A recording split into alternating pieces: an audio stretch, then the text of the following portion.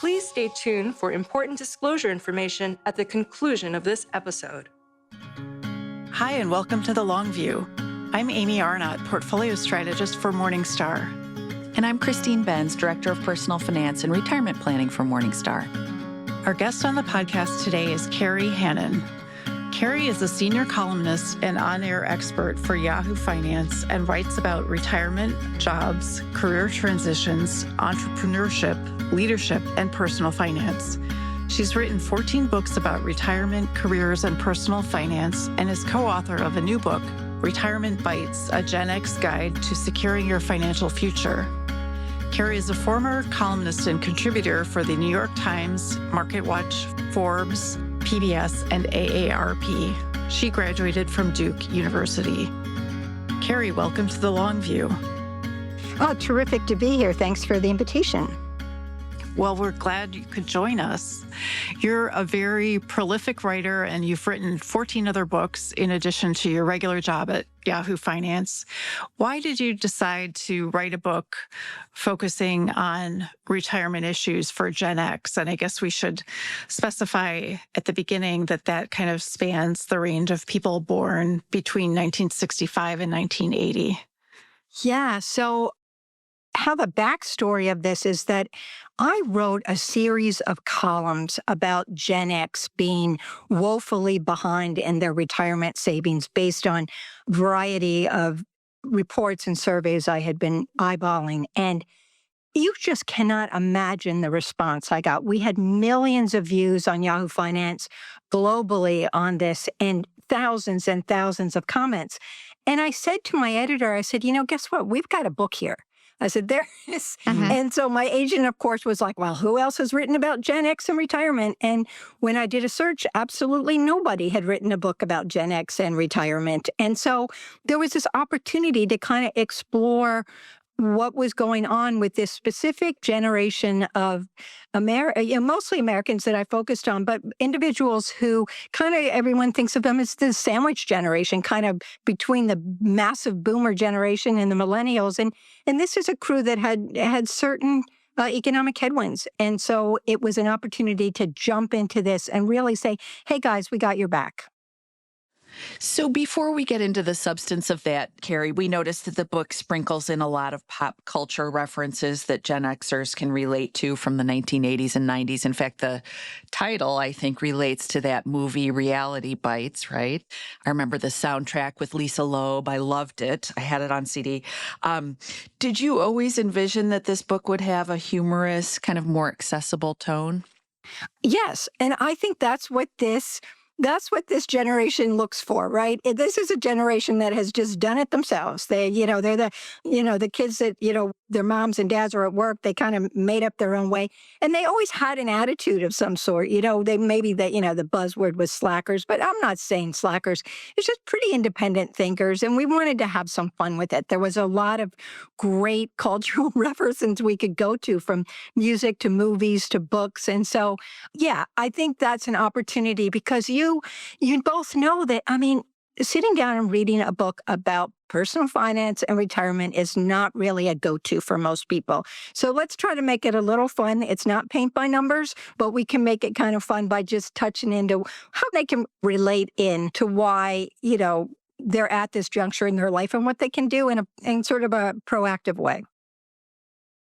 Yeah, I love the fact that it's a pretty fun read, but you also get across a lot of really helpful and, practical information. So that's a nice combination.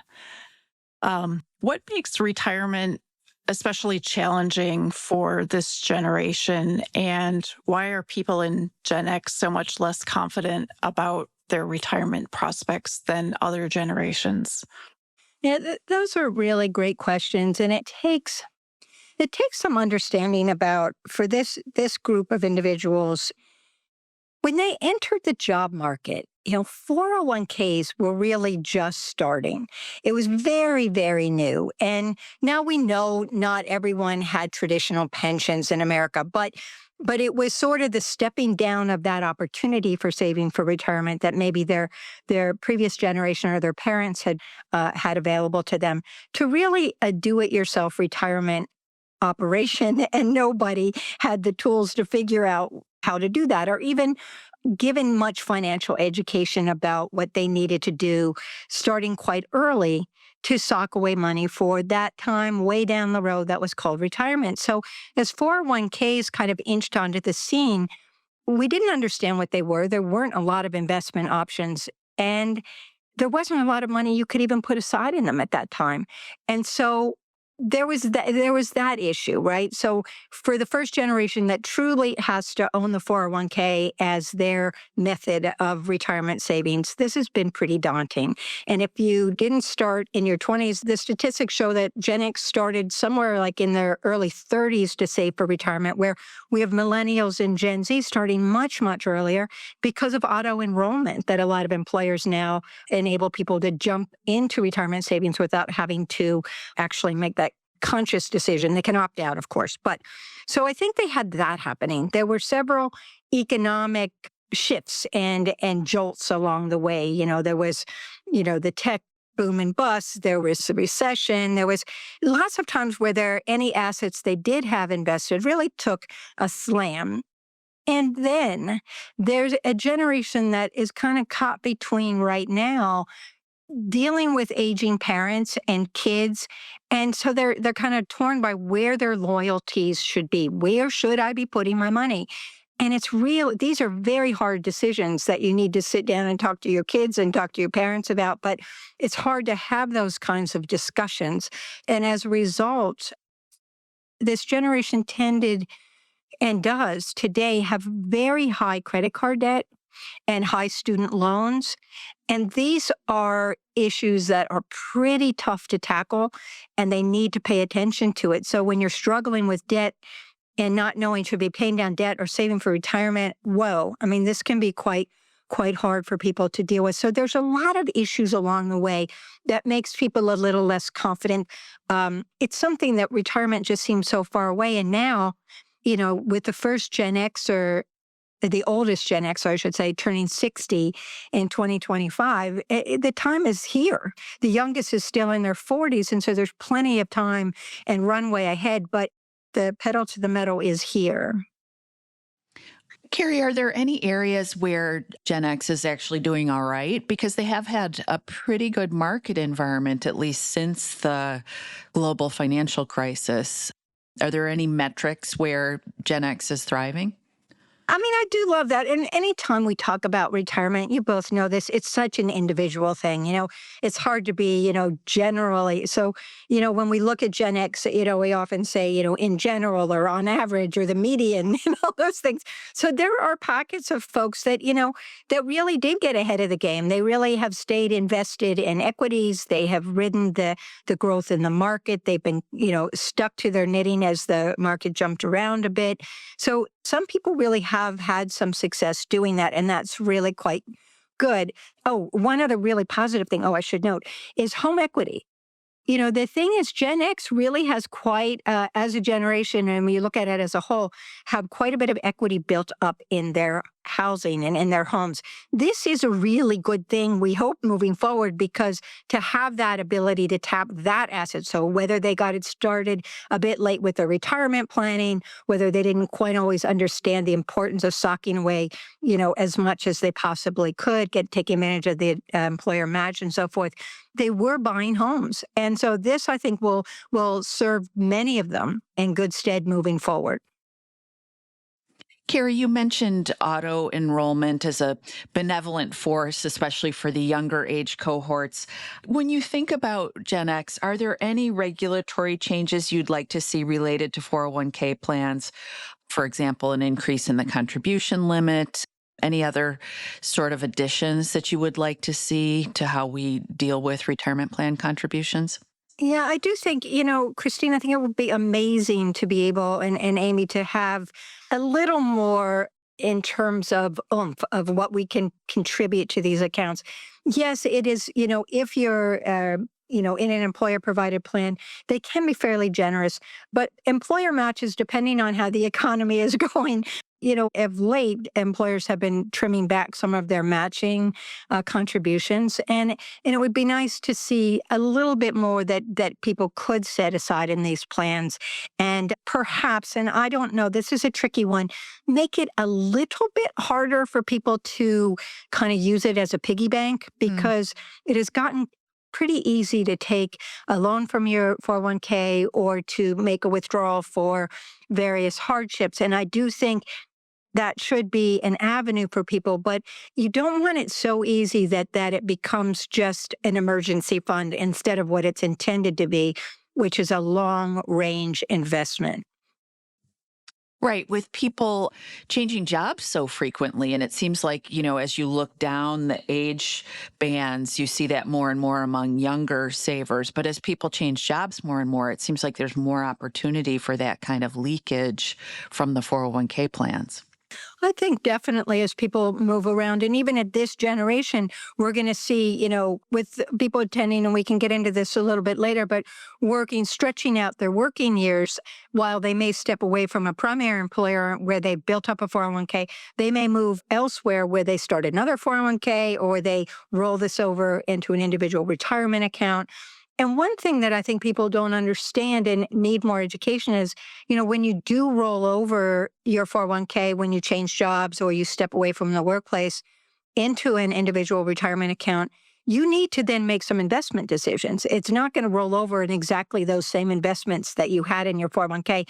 And a lot of people get stuck with that money put into maybe cash accounts and that sort of stuff without the realization that they need to take some action here and really set up a plan for themselves. So I think that we have an issue with leakage. It's getting better. People have started to pay attention to how this works and making sure when people shift jobs that they know they can perhaps leave it right there at that former employer. They can maybe even take it to the new employer, roll it over to that plan, which isn't as likely, or shift to putting it into their own individual retirement account. But I do think there needs to be some more clarity for many, especially Gen Xers who may be facing this sooner rather than later.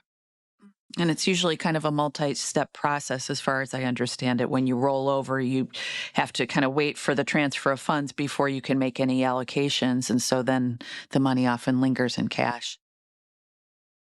We also wanted to talk a bit about Social Security and how that relates to retirement spending. You mentioned in the book that about 55% of Gen Xers aren't convinced that Social Security will be there when they need it. Is that kind of concern overblown in your opinion? Oh gosh, I know Social Security is such a hot button issue. I mean, it has been for many years now because, we know that the pending, time when the funds are going to be depleted, and Social Security, the trustees report says, it's going to, unless something gets done, it's going, benefits will be trimmed back to, 70 to 80% of what the full benefit should be. It's so hard to know whether Congress is going to act and what changes may come down with Social Security. But I have to say in my heart, and maybe I'm just an upbeat kind of gal, but I tend to think that Social Security is going to be there. Is there a concern? Yeah, because there's not as many younger workers coming up to pay into the system and more older individuals, seniors needing to tap that benefit now. So it's a quite clear economic challenge that the Social Security Administration is facing in terms of how these benefits are going to get paid out because of the way the system is set up. But I would find it super hard to believe that it's going to go away. And, I would love to hear what you two think about this, but it is really something that people, in fact, it's good advice maybe not to even plan for it if that's how you want to deal with it. But I do think it will be there for people. It may be a slightly reduced benefit. They may tweak when you have access to it, which is a big cut in itself, but we'll see. I have a financial planner friend who said that younger clients especially would often ask him to remove Social Security from his planning calculations. And then when they would see the implications for their savings rate, they're like, okay, put it back in because they didn't like the implications of, the heroic savings that they need to do between then and retirement. But I do tend to agree with you, Kerry, in terms of the people at this life stage, they're not that young anymore. They're pretty close to, or getting close to being eligible to take benefits. And it seems hard to believe that the rules would change for them. But I guess never say never. Seems kind of politically untenable for major changes to the benefit program, but I guess we'll see. Right. Kerry, we wanted to ask about delaying Social Security because in financial planning circles, you hear that, if you can, you should try to delay Social Security even up until age 70. Can you talk about the implications if you need to withdraw from your portfolio during that period while you're waiting to take Social Security? How should people think about that? Again, this is an individual choice. I mean, it's hard to say what's right for everyone, but in general, if you have the ability and you have the savings, let's start with savings outside of your retirement accounts, which many people do have that have built up substantial amounts, or at least enough that could tide them over for as long as they can. Certainly, you can start your Social Security benefit at 62.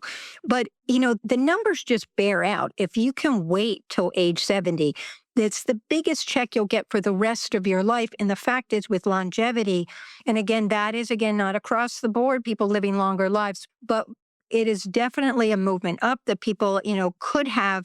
If you step out of the workplace at 65 or you start your benefit at 62, or, or at your full retirement age, you could have 3 decades living that you need to support your living costs for. And if you can get the biggest check at age 70 moving forward, you're going to really come out ahead. That really does truly depend on. And again, if you go to the Social Security website, your My Social Security account, they very clearly show you what your check would be based on your earnings to date, what your check would be at 62, at your full retirement age, say 67, and at age 70. And it's a good example. They show it in a chart that makes it quite eye-popping, the difference in those checks. Yes. So the key is if you have savings outside of a retirement account, preferably that you can start so that you don't tap into your retirement portfolio too early. And the other thing that's possible here is if you can shift into a second act, which we might talk about if you're earning. If you continue to earn, even if you step away from your primary employer, that can be your safety net. Those can be the funds you use for living that you don't necessarily need to put into a retirement account, and you can let that ride for a bit longer until those required minimum distributions kick in, and then you have to go for it. So we're taping this in early August, and the budget and spending bill was just passed a few weeks ago in July. One of the things we heard a lot of discussion about leading up to the passage of that bill was the notion that Social Security benefits wouldn't be taxed. Can you clarify if that's really the case?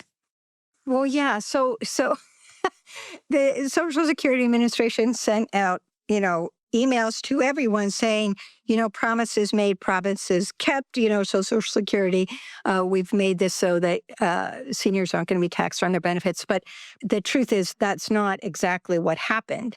And what happened was that the bill, which is, it's wonderful on some levels, but what happened is that it enabled seniors, to get a tax break. And it's only temporary. The president signed into law in July it's a $6,000 boost to senior citizens, your standard deduction from 2025 to 2028, a new temporary tax break.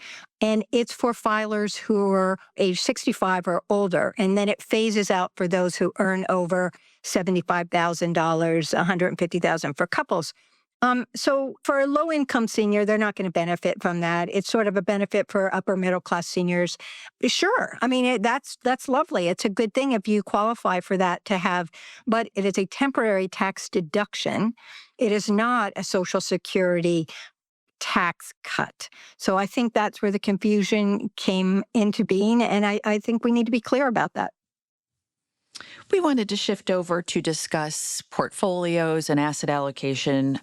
We've seen some academic papers recently, Scott Cederberg at the University of Arizona, for example, that have concluded that investors should keep 100% of their assets in stocks both before and even during retirement. What's your take on that more aggressive asset allocation relative to maybe the standard advice that people have gotten used to hearing?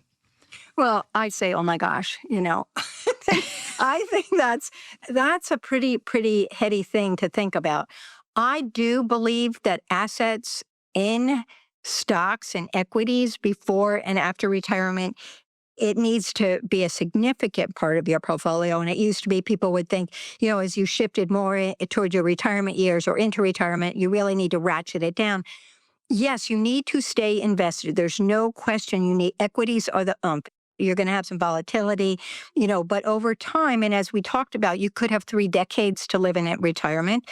You need to continue to have growth, but you also need to have some cash position. You need to have assets that have liquidity, that if there is a market turn down, if there's extreme volatility in some way, that you're not staying up at night, that you can have your living costs covered for a chunk of time. I mean, some people might say you should have a year. I would say you should have more than that set aside in, CDs, money markets, stuff that's easy to get to, and then go for, keep your portfolio balanced, skewed a little more heavily towards stocks than you may have thought you would need to. And so don't jump out of them entirely. But I think 100% is really risky. And I don't know. What do you two think? I'm more in your camp, Kerry, more of a balanced allocation. Yeah, I think a lot of it depends on the time period you're looking at. And I do worry about hindsight bias that, as Christine mentioned, the market has been so strong for the most part ever since the global financial crisis. And I worry that might be clouding people's views a bit and making them overly optimistic on stocks. Target date funds get a lot of criticism for either having costs that are too high or being sort of one size fits all and not being customized enough. What's your take on that? And why do you think target date funds can still be a good option for people saving for retirement? I absolutely love target date funds. I think they are the greatest thing going for most investors. They just make it simple. And it doesn't have to, target date funds, the fees have come down for them. They're not as costly as they once were. And I think particularly if they're in target date retirement funds that are indexed, right? So you're definitely getting, it is like the retirement vehicle of choice. These target date funds have I think Morningstar's numbers show that it is massive. They've just become absolutely massive because most employers, or I should say many, but I know when you talk to the vanguards of the world, huge percentage of their retirement savers are in target date funds because this is what employers tend to default people into if they're automatically enrolling somebody and if they're doing an automatic escalation. And target date funds, they really are set up to kind of do the risk balance that's going to be suitable for you as you age. And most people have trouble doing this math, figuring it out. It's a nice way to just kind of have a solid investment portfolio that's going to age with you so that it will, it'll shift from equities to the fixed income as you age. But if you are pretty risk tolerant and you're like, hey, yeah, I'm up for having a little more risk in my portfolio. I think I'm going to live a nice long life and I'm really interested in getting as much OMP as I can. You don't have to pick a target date fund that is dated to the year you turn 67, which is what most people do. Go for one that's out a little bit further, or you can shift that number around. There's not a specific science to this, but I do think that the onset of the target date fund has made retirement savings really manageable for so many people, and it gives them the opportunity to really grow their accounts in a very manageable way, and with an eye to volatility. And when things get rocky, they automatically adjust over time to make up for whether if the equities get way out of whack in relationship to the fixed income, you don't have to be making those decisions yourself.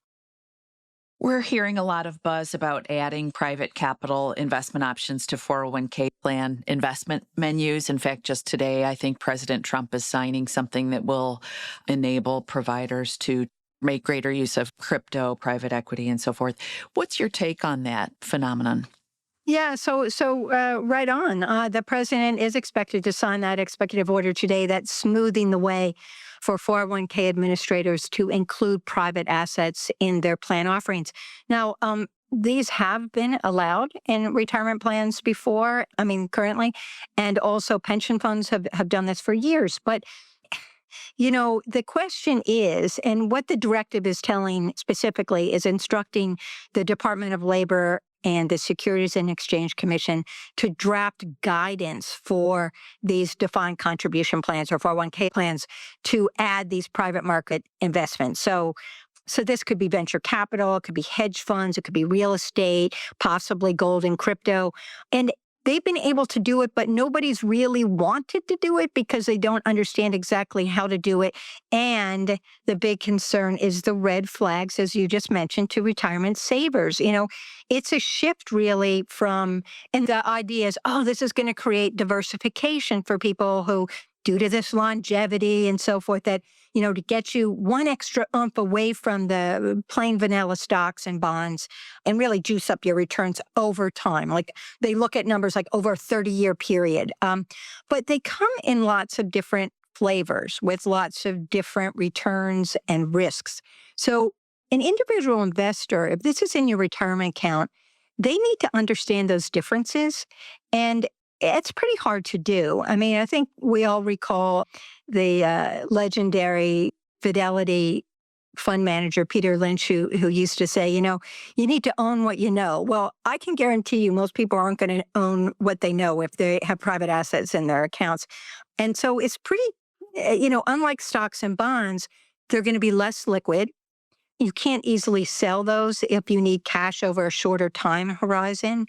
And so it depends on where you are in that retirement scale. If you're getting close or you want to roll your 401k over into an IRA, when you change jobs, this liquidity can be a problem for you. And so I also think, maybe for some people, 5%, if you really want to try this out. But private assets, in many ways, you have the liquidity. Traditionally, they've come with pretty high fees. That doesn't mean they may work to bring those down, but for now, they are expensive. And where mutual fund fees have been coming down dramatically over the last several years, as we know, fees, most people don't even think about what fees they're paying in their mutual fund accounts. And that over time can really, really take a big hit on your ultimate size of your portfolio when you retire because it chips away at it over time. And so if you aren't aware of these fees, if they are historically much higher than mutual funds, that can be, a problem. So I just think it needs to be something pretty, I don't know, in my opinion, and I hate to sort of stumble over this because it's getting a lot of buzz right now, but I do think that fees are going to really reduce your net returns. And I think not understanding what you're investing in, I think the possible volatility of these kinds of investments that you're locked up in, I'm not sure they're right for an individual investor. And it seems to me that they're pretty, pretty risky. And for the individual, if you're sophisticated, give it, why not? Sophisticated investors with higher net worths have been investing in these things for years, and they do have potential to give you some returns, but it really is over a long haul. So those are my concerns. I'd love to hear what you two think about that as well. I think both of us would kind of fall in the more skeptical camp. Yeah, it's a bit of an unknown. There is kind of a reason why they haven't been there before. And I don't know. I hate to be cynical, but you have to sort of question what's behind the push. Another section in the book is about managing your career and making career transitions as you get older. And this is a topic you've written about extensively in your other books as well. I thought it was interesting that the book mentions a study from the Pew Research Center indicating that a greater percentage of workers aged 65 and older are actually highly satisfied with their jobs. Why do you think that is? Yeah, I think older workers over 65, yeah, I'm not the least bit surprised that they're highly satisfied with their jobs because this is like an amazing time in your career. If you're extending your working years and you have a job that you really enjoy and that you love, a lot of those major striving moments are behind you. You're not as caught up in, when's the next promotion and when am I getting that big raise? And a lot of those sort of competitive things that sort of push you as you were a younger worker, it's quite liberating to be at a point where you go, you know what? I love what I'm doing. I'm valued for my expertise and my experience, and I'm just going for it here. And you have a chance to really focus on what you give to your job and what value added you have instead of worrying about all the stuff around the edges. And another opportunity here is that the intergenerational workplace, it gets a lot of bad. Oh, there's generational warfare in the office. It's simply not true. I mean, if you are 65 and you are working for a manager who's in their 40s, I can attest it is so much fun because if you respect them and they respect you, it's a whole new way of looking at work. They see things and problems you may have faced in previous years in a different light. It's energizing to work with somebody who has a fresh outlook on things and they value what you bring to it. And there's sort of this great synergy that comes from having all these generations in the workplace. So I do think it's a fantastic time for workers who can, really dig in and stay at it. And again, it's if you love what you do. And I do think that that's part of that equation. I love that, Kerry, and I sense that you really bring that positive attitude to your work.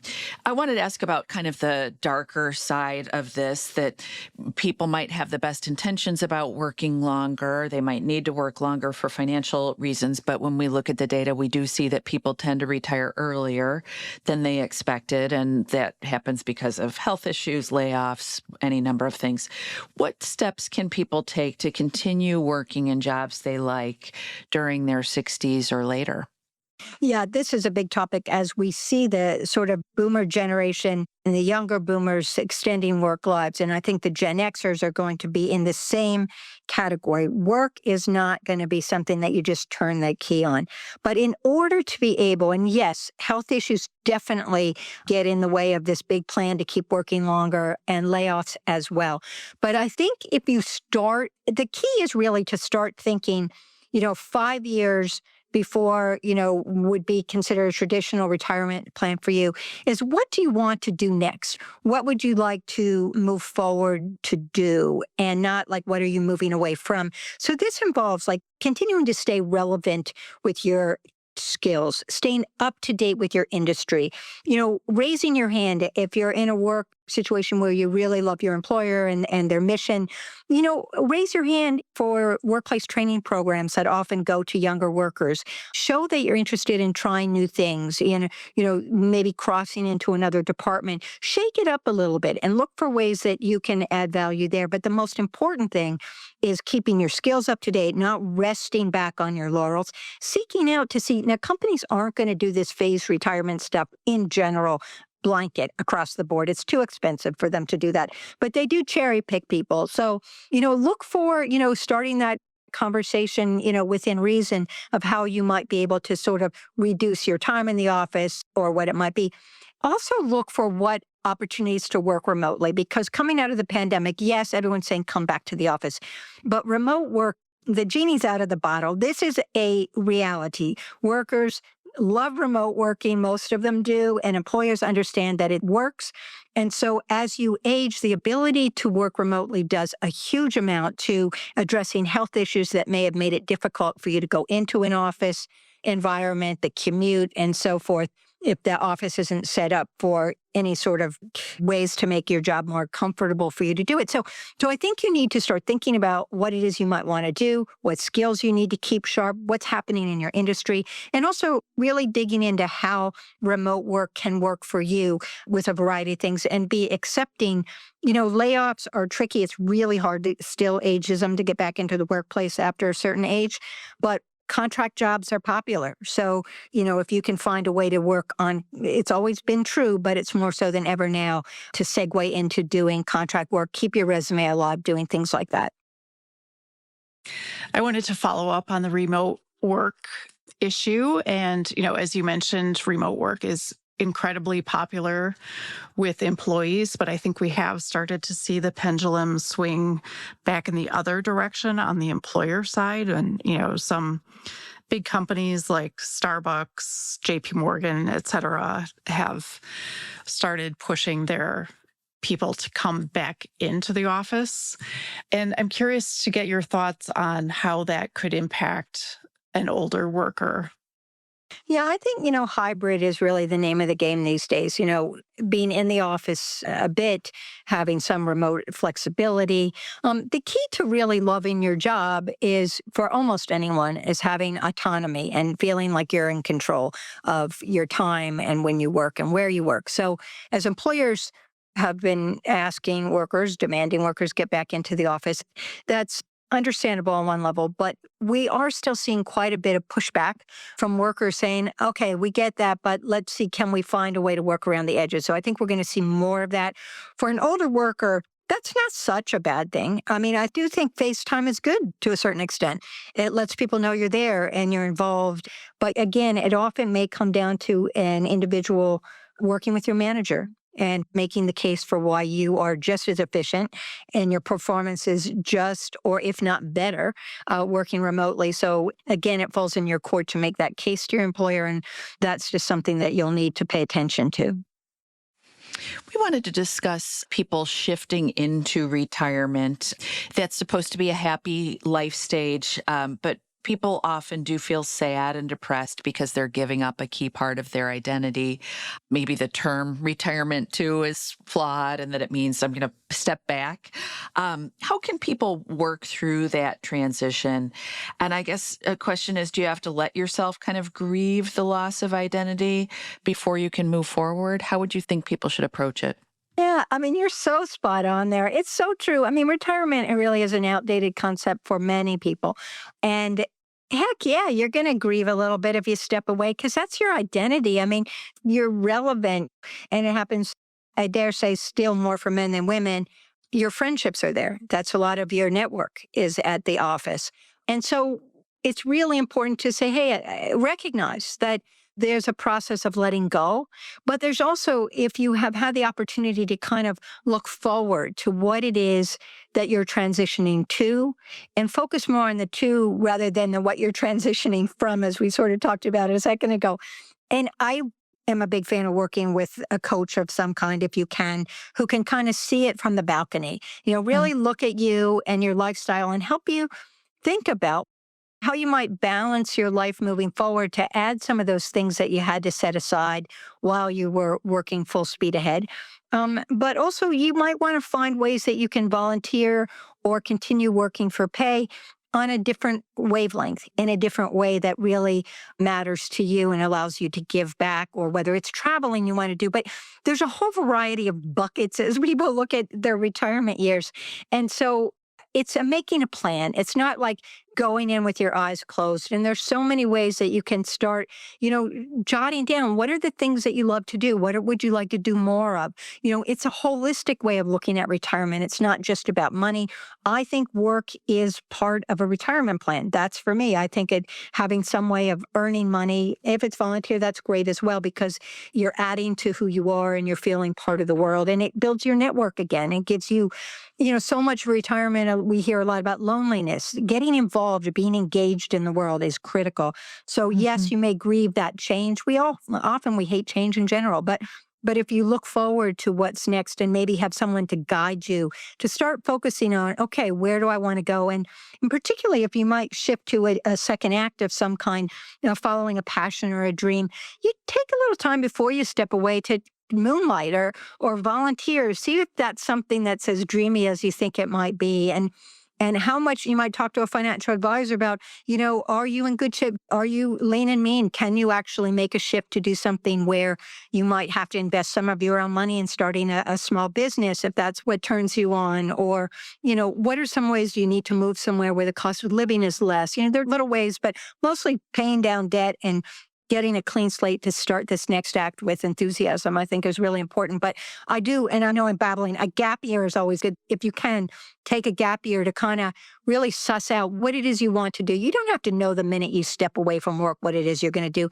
It's like a patchwork quilt. You might do something for a couple of years and turn and do something else for the next 5 years, or do a couple of things at the same time. It's not exclusive like your linear career might have been.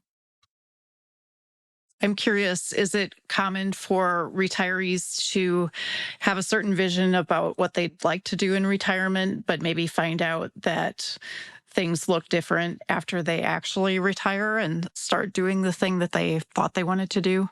I think you're right.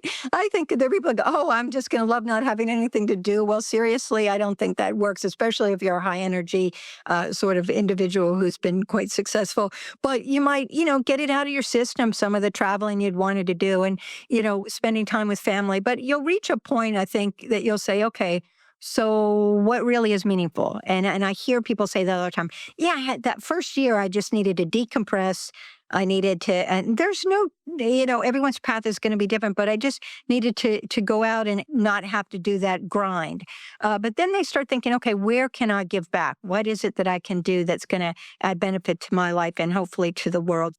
We see a lot of these sort of encore movements of people getting focused in new directions, but they do tend to hit that pause button initially. And I will add, I recently saw a Gallup study that said that, people are so stressed out about retirement, about having enough money, and they're going to outlive their money. And it's so, but when they looked, they followed a group of people pre-retirement and post-retirement. And actually, when they got post-retirement, they were happier than they ever imagined they would be. So I think it's the fear of the unknown on some level of what it's going to look like in retirement. But when you actually get there, it's not as bad as you think. We really like the idea, which came from the interview with retirement coach Robert Laura, of making a list of 20 things that you're curious about pursuing when you retire and taping that to the refrigerator. Is that something you've done in your own life, Kerry? I just love that. But see, well, it's a good question to ask me in my own life, but I don't actually plan to retire. Oh, that's good. That's good because info. I'm a writer and I sell words for a living. So that's whether speaking or writing books or columns. And so I can't imagine not being a writer and not sharing with the world in that way. And I don't have to run it as fast a pace as I do today. I can definitely ratchet that down. And I just love it so much. But I do keep photos and images of things I want to spend more time doing or to remind me why I'm working so hard right now, that's my end goal, right? So I think Bob Laura's look at, what are you curious about? Like, what haven't you had time to do? And having those images in front of you on a regular basis, it can really be inspiring and to help you start to get a little dreamy, but also practical, and meet with your financial advisor, whatever it is, and see, how can I make this work? What do I need to do in order to do that? I'm a real horse person, right? And I love the Virginia farmland. And so I know I want to spend a lot of time doing horsey things and being out in the country and so forth. But that involves, that's a commitment financially, and I need to make sure I've saved appropriately to be able to do that. And so it gives you this, I think I call it sort of an emotional attachment to your goals. And so what he's talking about is when you see that and you go, aha, yeah, how do I make that work in my life? And how do I connect the dots and so that I'm able to do that? And some of it is financial, some of it's personal. You work it out. And those things can change over time. It's not a set in stone kind of thing. But I find the dreamers are the ones that get the most out of their retirement years. Another big question people grapple with as they transition into retirement is relocating. If they've been tied to a certain city or state because of their job or family, a lot of people start thinking about maybe moving to a different area after they retire. How can people kind of think through that issue and decide if and when they might want to relocate? Yeah, I think, for many people, relocating in retirement can be a great idea, but it's not something you take lightly. I know someone who she and her husband decided they were going to retire from the Washington, D.C. area down to the Raleigh-Durham area. And they bought land and they were starting to build a house, but they went down and spent a couple of months renting. And her allergies were just through the roof and she was miserable. And so they decided, this is probably not a good place for us to move to. That's just a real basic thing, right? But when you look at where to relocate in retirement, there's so many factors you need to consider. Yes, cost of living is going to be one, but you also need to know, are you going to be near healthcare, a good medical center? Are you going to be near friends and family in some way? Is there, you're leaving a community you've perhaps lived in for some time. Are you going to have, connections around you where you're going to? What kind of transportation is there? How might the area be impacted by climate change? I mean, coastal communities used to be dreamy, but really, what are your insurance costs likely to be when you live in a place like that? Looking at the tax situation, it's not just about taxing retirement accounts or taxing income. There's all kinds of taxes from sales tax on. So you need to do a really good analysis of the tax situation. So on and on. And I also I love college towns for many people because you have cultural, if you want to keep working, there's often seasonal jobs there, usually a good healthcare center. But again, there's a pretty good checklist that you need to go through before you jump. And if you can check it out in advance, go and rent before you make these kind of big decisions. And, in today's market, maybe you can find a way that you can buy the next place with cash and you don't have a mortgage and it really frees you up financially. Kerry, we wanted to ask what's next for you. It sounds like you have no plans to retire. You love what you do, but do you have things that are on your checklist that you'd like to accomplish during your professional life? That's, it's so fun. I don't know. I get so excited about meeting with people and speaking and getting, I guess I'd like to have more opportunities to reach people in real time, in person. We've done so much virtual stuff lately coming out of the pandemic that for me, I get so high off of talking to groups and hearing people's stories. I love people's career stories and how they got where they are and so forth. So that would be interesting. So I'd like to maybe do more public speaking in that way. I tell you, I've written a lot of books and I have one book, a fiction book. I've only read, all my books that have been published have been nonfiction. When I was 12 years old, I wrote a fiction book about horses and and I have it all written in a spiral notebook. I have it. I haven't shown it to anyone, but I tell you, maybe I will write fiction. Who knows? Well, they always say, if you're thinking about what you want to do later in life, you should look back to what you loved doing as a child. And it sounds like you had a huge passion in both horses and writing, even back then. Yep. So all good. But, I hopefully, will run out this path as long as I can and see where it goes. But it's always adding to your skill set, right? I mean, you two both do this too. It's always like, hey, that I'm curious about that. Let me find out a little bit more there. And it's just staying, I think it's so critical to always be learning new things, and that keeps you resilient and it keeps you being open to new opportunities. So this is where you know where you're going to go. But if you stay curious and open, those invitations come to you. Toward the end of the book, you include a list of books and resources about retirement that people can refer to. Are there any resources, in terms of books, podcasts, or blogs that you think are particularly helpful that might not be as widely recognized? Oh my gosh, there really are so many good ones. I mean, I really, this podcast is pretty tremendous, obviously, the long view, but, it involves, sort of scoping around what's going to turn you on. I do think we're getting more interesting. You'd think that everyone had tapped out writing about personal finance and retirement and careers, but there's just a rich mine of new books coming out this year. And I know you've had some of the authors on your show as well. And it's fun just to look at them. I hate to name names because, there are just a lot of good ones out there. So I guess I'd encourage people to pick up the book and look at that list. Well, thank you so much for joining us today, Kerry. We really enjoyed talking with you, and congratulations on the book. Thank you so much. This has been so much fun. I really enjoyed it. Thanks so much, Kerry.